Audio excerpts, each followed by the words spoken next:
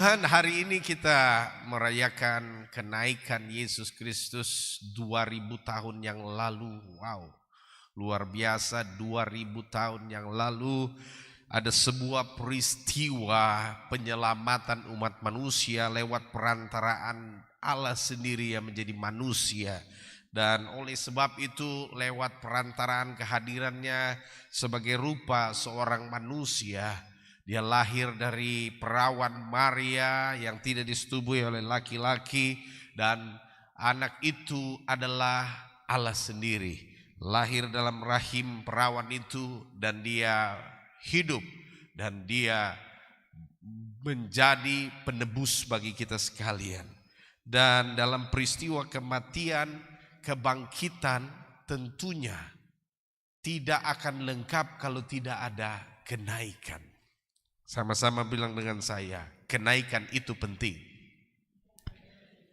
Nah, oleh sebab itu saudara, kita buka sama-sama dalam peristiwa kenaikan Yesus Kristus yang pernah terjadi 2000 tahun yang lalu. Kita akan melihat ada kata-kata yang Yesus katakan tentang kenaikan dia ke sorga. Dan tujuan dia ke sorga. Makna daripada Tuhan naik ke sorga, Bapak Ibu Saudara. Kita buka sama-sama Injil Yohanes 14 ayat 1 hingga ayat yang ke-6. Saya jemput Bapak Ibu Saudara, kita bangkit berdiri. Ya, apabila sudah menemukan, kita sama-sama baca Yohanes 14 ayat 1 hingga ayat yang ke-6 pada hitungan yang ketiga. 1, 2, 3. Janganlah gelisah hatimu. Percayalah kepada Allah, percaya juga kepadaku. Di rumah Bapakku banyak tempat tinggal. Jika tidak demikian, tentu aku mengatakannya kepadamu, sebab aku pergi ke situ untuk menyediakan tempat bagimu. Dan apabila aku telah pergi ke situ dan telah menyediakan tempat bagimu, aku akan datang kembali dan membawa kamu ke tempatku, supaya di tempat di mana aku berada, kamu pun berada. Dan kemana aku pergi, kamu tahu jalan ke situ. Kata Thomas kepadanya, Tuhan, kami tidak tahu kemana engkau pergi. Jadi bagaimana kami tahu jalan ke situ? Kata Yesus kepadanya, akulah jalan dan kebenaran dan hidup. Tidak seorang pun yang datang kepada Bapa kalau tidak melalui aku. Terima kasih, boleh kembali ke tempat duduk. Jadi hari ini saudara, sebagaimana tema kita adalah kenaikan Tuhan Yesus ke sorga, maka kita akan mempelajari dari Yohanes 14 ayat 1 hingga yang ke-6 ini, apa makna kenaikan Yesus ke sorga. Yang pertama, bahwa kenaikan Yesus ke sorga itu menyediakan tempat bagi kita. Menyediakan apa? Tempat bagi kita. Janganlah gelisah hatimu, percayalah kepada Allah, percaya juga kepadaku. Di rumah Bapakku banyak tempat tinggal. Jika tidak demikian, tentu aku mengatakannya kepadamu, sebab aku pergi ke situ untuk menyediakan tempat bagimu. Saudaraku yang terkasih di dalam Kristus, saya mau bersaksi buat kita. Waktu saya melayani Tuhan di Kalimantan, kita melayani di setiap peristiwa-peristiwa ibadah-ibadah. Ya, saya suka sekali menjadi worship leader dulu, pembicara di pemuda. Dan saudaraku yang terkasih di dalam Kristus, saya juga sempat memimpin KKR ya untuk worship leader. Dan ibu gembala kita singer waktu itu. Kemudian kakak ipar saya yang sekarang sudah jadi pendeta, dia musik untuk trompet saudara. Yang hadir waktu itu Jacqueline Selose ya, artisnya, dan Adon Bass Jam. Dan Jacqueline Selose sekarang sudah jadi gembala saudara.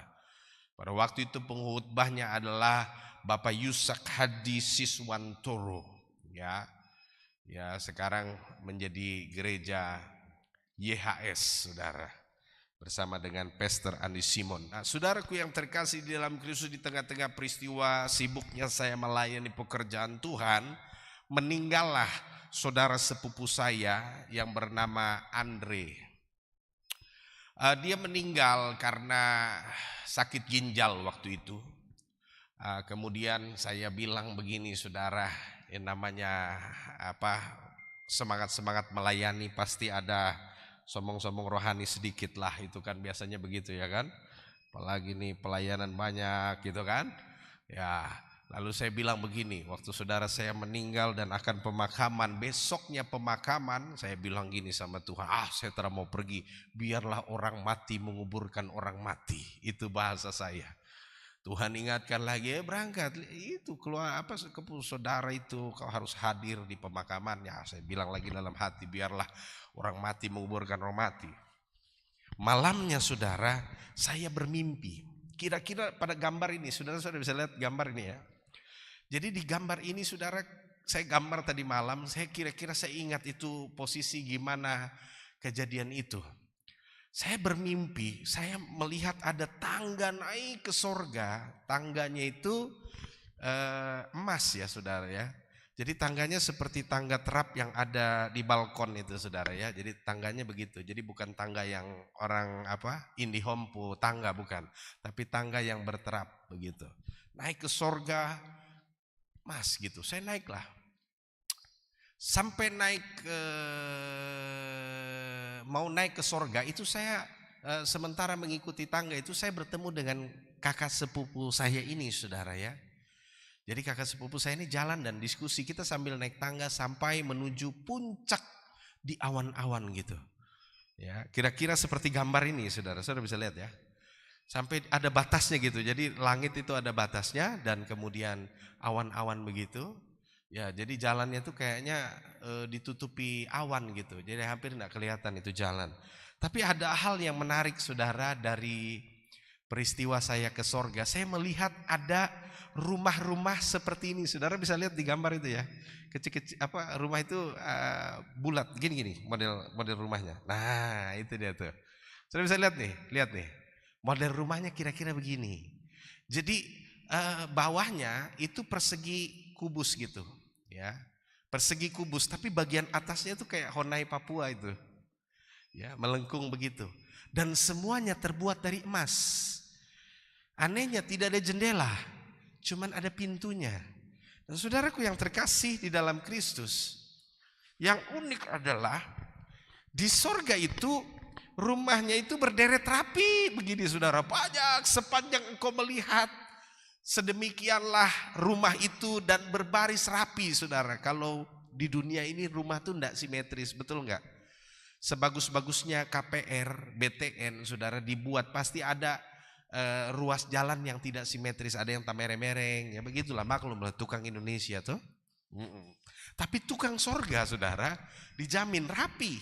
Jadi perumahan di sorga itu mantap, rapi saudara, simetris. Jadi kiri kanannya, lebar kanan kirinya halaman itu aman saudara. Jadi ini benar-benar saya waktu itu lihat tuh sampai terpukau lihat sorga itu. Dan saudara uniknya sorga itu nantinya satu orang satu rumah.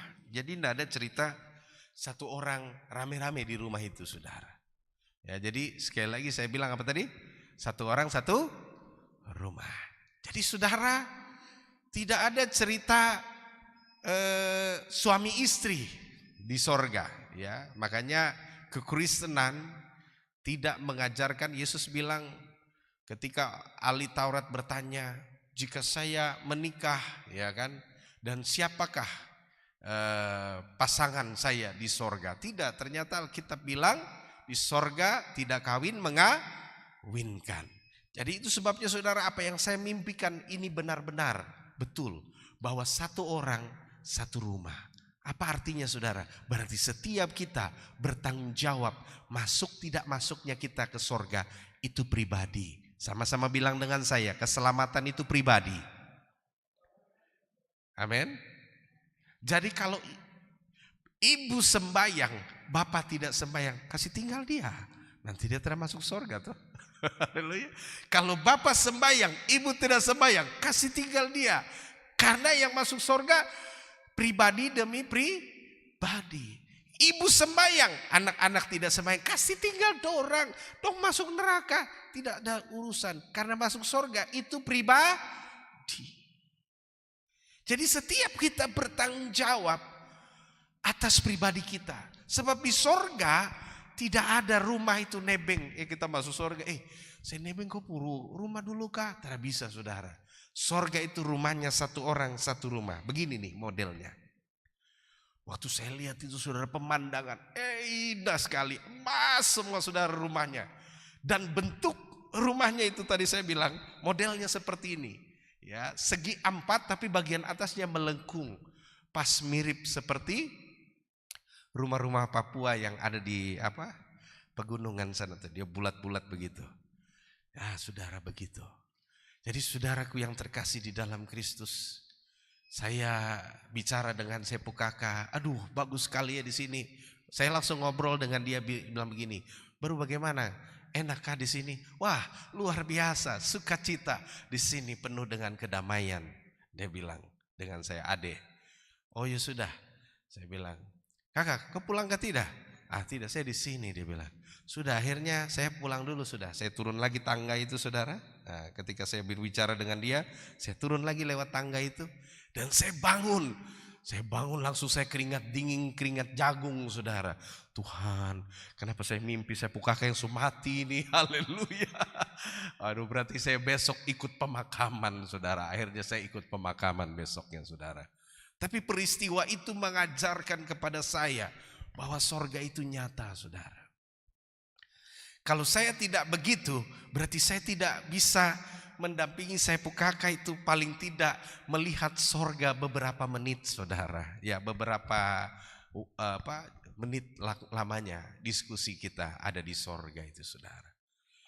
Sekali lagi saudara, sorga itu indah. Ya, indah saudara. Dan yang luar biasa, semuanya terbuat dari emas saudara. Haleluya.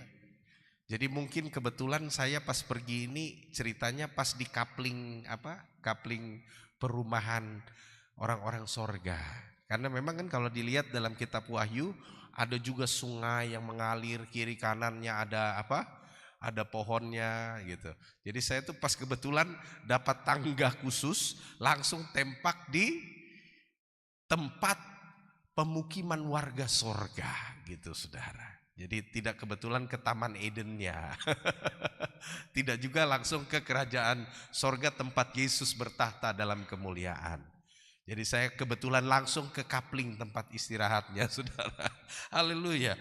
Jadi hari ini kita belajar apakah yang dimaksud dengan peristiwa kenaikan Yesus ke sorga. Itu adalah peristiwa bahwa Yesus menyediakan tempat bagimu. Jikalau aku menyediakan tempat bagimu, aku akan membawa kamu ke sana. Yesus berarti menyediakan tempat bagi saudara dan saya.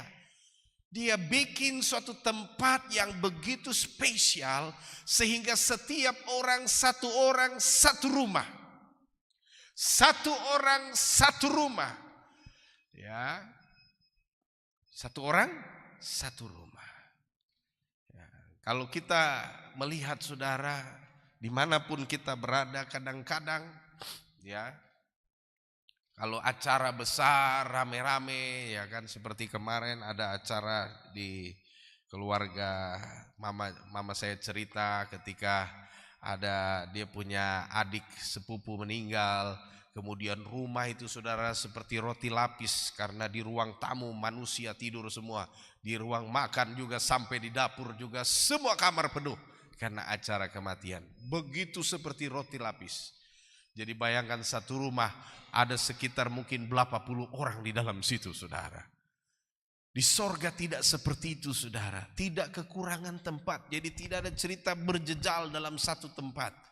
Di sorga menjamin kepada kita saudara dan saya, rumah kita satu orang satu rumah. Haleluya. Maka dari itu siapkanlah rumah saudara. Peristiwa di gereja Paul Yonggi-cho ya, pernah terjadi. Salah seorang mati syuri. Dia pergi ke sorga, dibawa oleh Tuhan Yesus ke neraka, kemudian menuju sorga. Dan dia lihat ada rumah-rumah di sana. Kemudian ada rumah yang begitu mewah sekali, tapi ada juga rumah yang begitu biasa-biasa. Ternyata rumah yang mewah sekali adalah rumah seorang kostor di gereja. Ya, dan ada seorang pendeta pelayan di gereja itu sangat dipakai luar biasa, tapi rumahnya kecil dan sederhana. Lalu Yesus berkata kepadanya, apa yang kau tabur di bumi ini, kamu sedang mengirim bahan material ke sorga untuk rumahmu di sorga. Jadi segala peristiwa kita menolong orang, menabur, melayani, melakukan yang terbaik spesial untuk Tuhan, kita sedang mengirim bahan bangunan ke sorga. Saudaraku yang terkasih di dalam Kristus, saya percaya setiap mimpi punya maknanya masing-masing. Mengapa mimpi itu seperti itu? Kenapa juga ada peristiwa orang diangkat ke sorga dan dia melihat peristiwa seperti itu? Saya percaya itu semua punya makna, bahwa Tuhan mau mengajarkan kepada saudara dan saya bahwa hidup ini kita pelihara baik-baik supaya rumah kita di sorga telah tersedia dan spesial bagi kita. Oleh sebab itu saudaraku yang terkasih di dalam Kristus, mari kita lewat peristiwa kenaikan Yesus Kristus kita diingatkan dan juga dibangun bahwa iman kita, Dia menyediakan tempat yang spesial buat kita. Nah, kemudian yang kedua, apa peristiwa kenaikan itu bagi kita? Yaitu peristiwa kenaikan bahwa Yesus adalah pemilik sorga. Jadi waktu kita rayakan kenaikan Yesus Kristus ke sorga, kita mendapat suatu kepastian bahwa iman kita diteguhkan bahwa Yesus adalah pemilik sorga. Dan apabila aku telah pergi ke situ, ayat 3, dan telah menyediakan tempat bagimu, aku akan datang kembali dan membawa kamu ke tempatku, supaya di tempat di mana aku berada, kamu pun berada. Hanya pemilik sorga yang bisa keluar masuk sorga.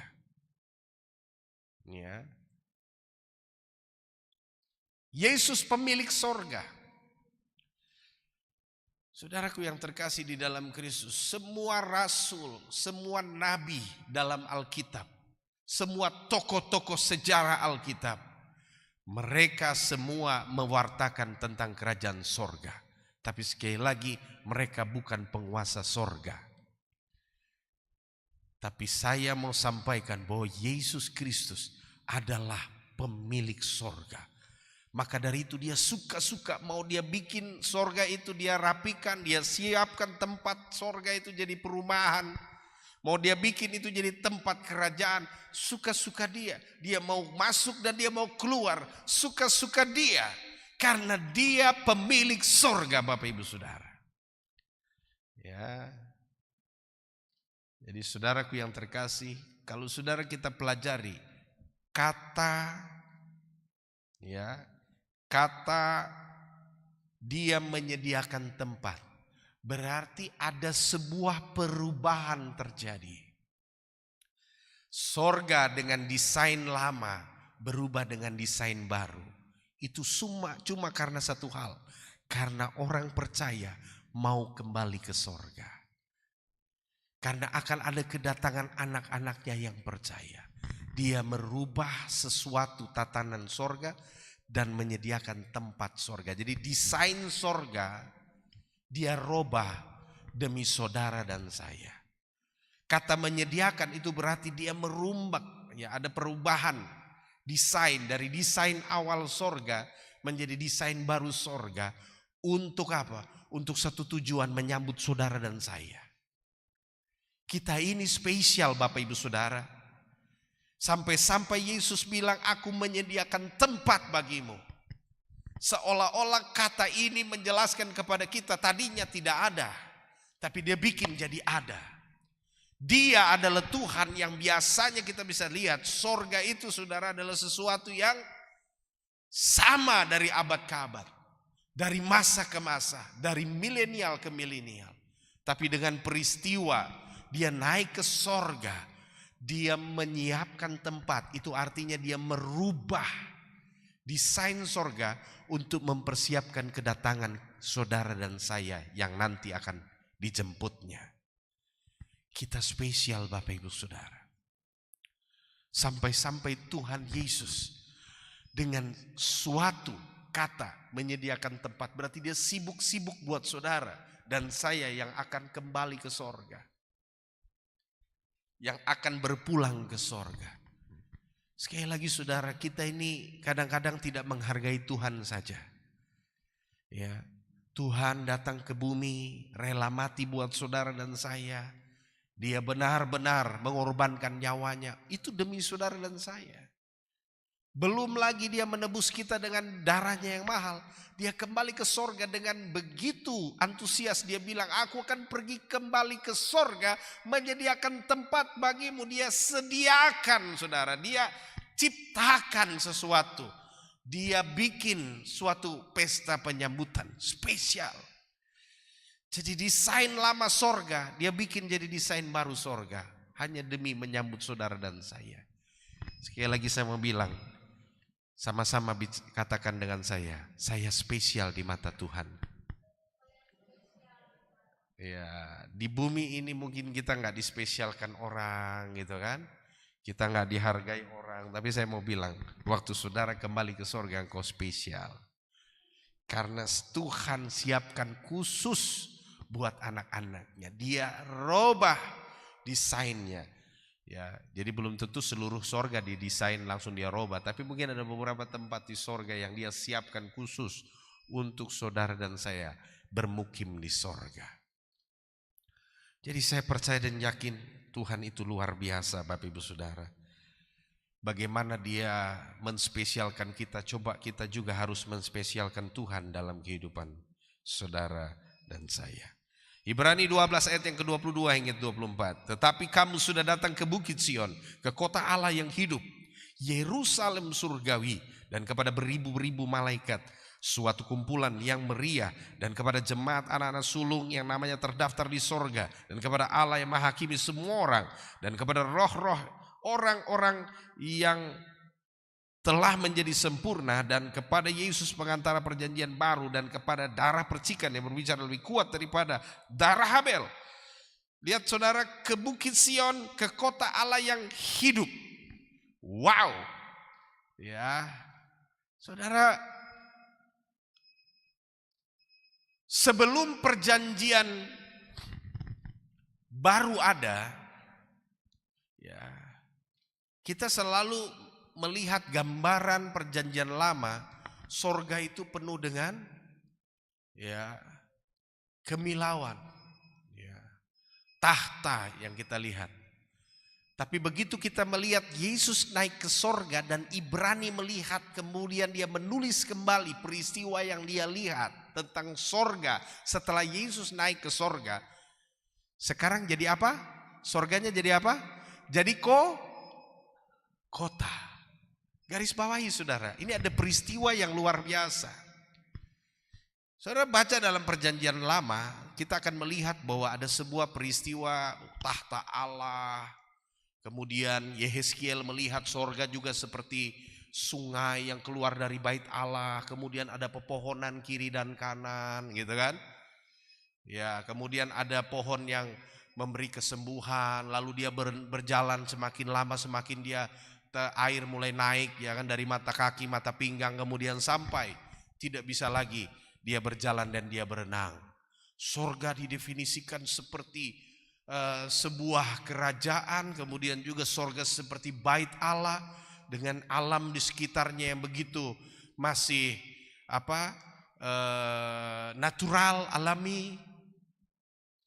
Ya, tapi Yesus tadi bilang apa? Waktu dia naik ke sorga, dia sediakan tempat buat saudara dan saya. Waktu kita lihat Ibrani, ternyata tempat yang disediakan sudah jadi kota. Sama-sama bilang dengan saya, jadi kota. Amin. Yesus sudah siapkan. Betul gak saudara? Tetapi kamu sudah datang ke Bukit Sion, ke kota Allah yang hidup, kepada beribu-ribu malaikat. Jadi sorga tadi benar-benar Tuhan sudah siapkan saudara. Dia nggak lagi bikin sorga dalam keadaan seperti tampak yang ada di peristiwa perjanjian lama, tapi di perjanjian baru, bahkan di kitab Ibrani kita melihat sorganya sudah ada kota lagi, kota pemukiman. Maka tadi saya sudah bilang bahwa sorga itu Kurang lebih seperti ini waktu saya lihat, saudara. Itu berarti Dia adalah Allah yang menspesialkan kita sampai-sampai Dia benar-benar ya menyiapkan tempat di sorga untuk saudara dan saya, dan menjadi sebuah kota, kata Ibrani. Sudah menjadi kota Allah yang hidup, saudara. Kita lihat lagi. Makna kenaikan Yesus ke sorga adalah menyatakan tujuan orang percaya itu ke sorga, Bapak Ibu Saudara. Tujuan kita ini bukan neraka. Tujuan kita ini bukan hanya sampai di dunia ini, tapi tujuan kita adalah sampai ke sorga. Yohanes 14 ayat yang ke-6 berkata apa? Kata Yesus kepadanya, akulah jalan dan kebenaran dan hidup. Tidak seorang pun yang datang kepada Bapa kalau tidak melalui aku. Dia adalah jalan dan kebenaran. Tidak ada seorang pun sampai kepada Bapa, ya, kalau bukan melalui aku. Saudara, sorga Yesus itu tentunya beda dengan sorga yang ada di dalam ajaran ya iman atau ajaran keyakinan yang lain, saudara. Keyakinan yang lain atau agama lain mungkin mengajarkan sorga dengan tampilan yang berbeda. Tapi sekali lagi, sorga yang Yesus katakan adalah sorga yang sangat luar biasa, di mana kita semua tidak ada lagi daging, semuanya adalah roh. Ya, tadi sudah dikatakan dalam Ibrani apa, saudara? Kepada roh-roh orang benar yang telah menjadi sempurna. Jadi roh kita sekarang ini, saudara, belum sempurna. Karena apa? Karena roh kita masih dipengaruhi oleh jiwa dan juga tubuh. Kemalasan, beban hidup, pergumulan, pikiran. Roh kita belum sempurna, saudara. Tapi suatu hari kelak ketika kita kembali ke sorga, roh kita menjadi sempurna di dalam Tuhan. Jadi Tuhan mengajarkan lewat peristiwa kenaikan Yesus ke sorga, kita diajarkan bahwa tujuan kita itu sorga, Bapak Ibu Saudara. Tujuan kita bukan berakhir di dunia. Dunia ini mungkin bagi kita tidaklah elok dan nyaman, saudara. Kenapa? Karena di dunia ini kita pasti mengalami peristiwa, ya, disakiti, dihianati, ditipu, dibohongi, didustai. Dan begitu banyak peristiwa-peristiwa yang menyakitkan. Kenapa? Karena kita cuma sementara. Dunia ini adalah transit dalam hidup kita, saudara. Tempat sebenarnya ada di sorga. Jadi waktu peristiwa kenaikan kita diingatkan bahwa tempatmu bukan di sini. Tempatmu ada di sorga sana. Ya. Amin, Bapak Ibu Saudara. Ya. Jadi saudara, tempat kita bukan di sini. Di bumi ini mungkin kadang-kadang ada beberapa orang berpikir bahwa aduh, kenapa saya dilahirkan seperti ini? Kenapa saya tidak dilahirkan ya dengan punya nasib seperti orang lain? Ya. Mungkin saya sebagai kepala daerah kah? Coba saya ini mungkin jadi bupati kah, jadi wali kota kah, jadi gubernur kah? Ya kan? Ada banyak orang seperti itu. Kenapa? Karena dia tidak mensyukuri hidup dan dia tidak sadar bahwa tujuan hidup kita bukan di bumi. Tujuan hidup kita sebenarnya ada di sorga sana. Amin. Sekali lagi saya mau katakan, saudara, gak enak. Saudara kadang pikir jadi pemimpin itu gampang. Oh enggak, saudara. Itu pemimpin itu, saudara, stres, saudara. Jadi gubernur, bupati, wali kota itu enggak gampang. Janji banyak tapi kemampuan kas tidak memadai, stres, saudara. Ya. Betul enggak? Stres. Apalagi pas syukur-syukur yang sudah pernah menjabat periode pertama, masuk periode kedua, tidak jadi masalah. Tapi yang masalah adalah yang baru menjabat kali periode pertama, tiba-tiba efisiensi anggaran. Aduh, itu dia sesak napas, saudara. Saya kasih tahu, saudara, sesak napas. Tidak akan ada. Jadi saudara tidak gampang. Amin. Jadi pemimpin itu tidak gampang saudara. Ya, justru ada banyak utang yang harus dibayar saudara. Haleluya. Utang-utang apa? Utang-utang janji politik kepada masyarakat. Utang-utang apa saudara? Buat setiap donatur. Gak gampang saudara. Berat. Jadi bukan hanya kita yang hari ini berpikir stres. Ya, aduh Pak Pendeta, Bapak Gembala, saya punya kredit ini belum dibayar ya. Cicilan motor belum dibayar. Saudara masih berpikir tentang nilai yang berapa tadi? Yang harus dicicil mungkin 600.000, 800.000, 1.700.000. Tapi buat mereka yang jadi pemimpin hari ini, yang dipikirkan itu saudara, miliar. Macam mana tuh bayar ini? Haleluya. Tidak bisa tidur saudara. Percaya saya bilang, jadi tidak gampang. Jadi syukurilah hidupmu hari ini. Engkau tidak duduk dalam posisi mereka. Amin. Jadi berhentilah untuk selalu berpikir, aduh seandainya aku jadi ini, seandainya aku jadi itu. Nggak gampang saudara. Ya. Nggak gampang. Makanya banyak film-film, saudara bisa lihat ada film-film yang dimana seorang kaya bertukar dengan seorang anak buahnya. Ya, jadi dia adalah seorang miliuner, orang kaya raya, tapi dia tidak merasa nyaman dengan kehidupannya, lalu dia mau bertukar dengan si tukang kebun. Tukang kebun jadi yang miliuner, yang miliuner jadi tukang kebun. Dan mereka menjalani hidup beberapa bulan dan akhirnya saudara, yang miliuner ini dia tidak mau lagi jadi bangsawan itu saudara, dalam akhir cerita film itu, karena dia merasa nyaman dengan profesi tukang kebun ini. Dan yang tukang kebun sebagai seorang miliuner kemana-mana dengan pengawalan yang ketat, dengan uang yang melimpah, tidak pernah berkekurangan, tapi dia stres. Dan dia datangi si tukang kebun ini yang adalah bosnya. Bos, kembali sudah, saya mau jadi seperti yang dulu. Bos bilang tidak, saya suka di sini. Silakan kau nikmati sudah. Ternyata saudara, lewat film itu saya sering diajarkan bahwa hidup ini sebenarnya tidak ada tempat yang nyaman saudara. Mau posisi itu sebagai orang bangsawan kah, mau sebagai seorang tukang kebun biasa kah, semuanya sama kalau dijalani dengan syukur. Semua sama kalau dijalani, semua indah kalau saudara kita jalani dengan rasa syukur. Rasa menikmati. Ya, kemarin kita mendengarkan khutbah bagaimana kita harus menikmati masa derita, masa aniaya, masa kita mengalami rugi. Kita nikmati saudara. Waktu saya kena ledakan kompor saudara, minyak tampias di tangan ini bentuknya sampai sini saudara. Saya sakit setiap hari menjerit, aduh.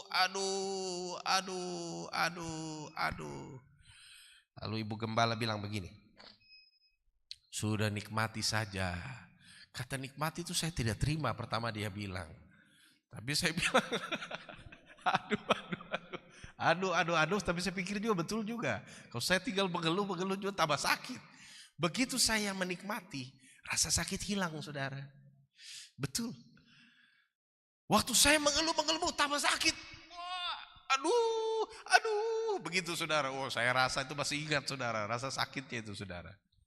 Apalagi pas operasi saudara, Tuhan. Operasi itu saya sampai antara nyawa tuh setengah begitu saudara ya.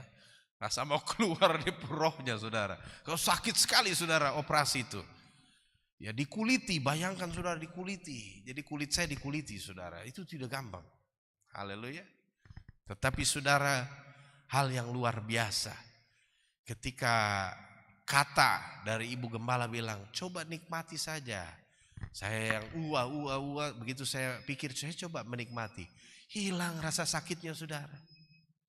Jadi ternyata Bapak Ibu Saudara, kalau saudara mengalami pergumulan yang luar biasa, coba garis bawahi, nikmati saja. Yang sakit jadi sembuh saudara. Amin. Ya, ini resep yang luar biasa, saya sudah alami. Begitu kita lagi sakit parah saudara, nikmati saja dengan bersyukur. Makanya ada lagu pujian, ada mujizat dalam bersyukur. Saudara, waktu saudara bersyukur, saudara menikmati penderitaan itu, ya, itu jadi sesuatu yang menyembuhkan dalam hidup saudara. Ada mujizat terjadi. Jadi nikmati saudara. Ya, nikmatilah hidup ini. Hidup ini, ya, ketika kita menikmati dunia ini serasa neraka, saya mau bilang, waktu kita sudah mati tidak lagi ada neraka, yang adanya sorga. Tapi ketika kita menikmati dunia kita hidup ini, kita rasa seperti sorga. Sorga kemabukan, sorga pesta, sorga apalagi saudara, dengan segala hal, judi, miras, dan semuanya kita lakukan dengan segala macam pesta-pesta dunia ini. Ketahuilah kalau mati, Tuhan bilang kau sudah rasa sorga di bumi toh? Sudah, silakan, ada api yang siap menghanguskan siang dan malam. Tapi bagi Lazarus yang ketika dia hidup, dia mau makan dari meja tuannya itu, anjing-anjing lebih dahulu memakan daripada makanan yang jatuh ke meja itu, sampai dia mau ambil makanan itu tidak dapat dan dia mati kelaparan. Maka Lazarus menikmati, ya, di pangkuan Bapak Abraham, menikmati jamuan yang paling indah.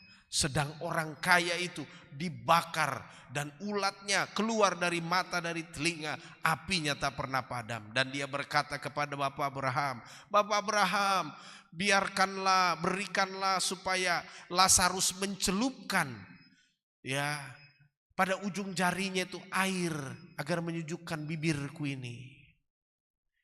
Bapak Abraham bilang begini, semasa hidup anakku engkau sudah menikmati yang enak. Kamu sudah menikmati sorga dunia. Lazarus tidak mendapat kesempatan itu. Maka pada waktu dia mati, dia menikmati semua kebahagiaan itu.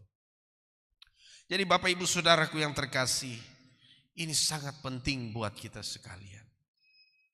Bahwa lewat peristiwa kenaikan Yesus Kristus Tuhan, dia menyatakan bahwa seperti aku pergi, demikian juga kamu akan bersama-sama dengan aku. Dan tujuan kita bukan dunia ini, tapi sorga. Tempat kita di sorga, Bapak Saudara. Saat kita merayakan peristiwa kenaikan Yesus ke sorga adalah peristiwa yang menjelaskan kepada kita, kita bukan di bumi ini, melainkan di sorga nanti.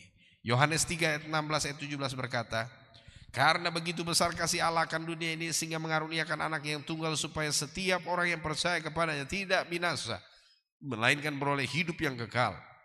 Sebab Allah mengutus anaknya yang kekasih ke dalam dunia bukan untuk menghakimi dunia, melainkan untuk menyelamatkannya oleh Dia. Jadi Yesus datang bukan untuk kita dihakimi, supaya kita selamat, Bapak Ibu Saudara. Dan yang terakhir, makna kenaikan Yesus ke sorga adalah memberikan pengetahuan yang sangat penting bahwa cara kedatangan dia yang kedua sama dengan cara dia naik ke sorga.